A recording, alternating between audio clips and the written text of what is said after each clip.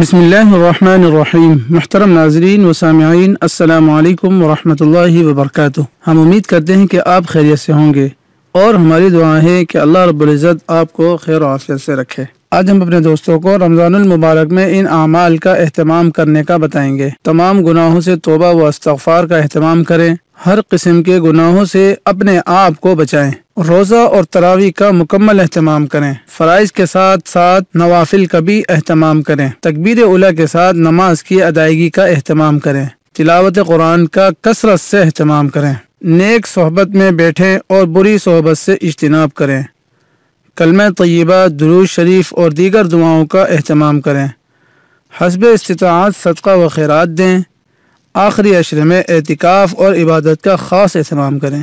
امید ہے کہ آج کی ویڈیو آپ کو ضرور پسند آئی ہوگی۔ ویڈیو پسند آنے کی صورت میں ویڈیو کو اپنے دوست احباب تک ضرور شیئر کیجیے گا۔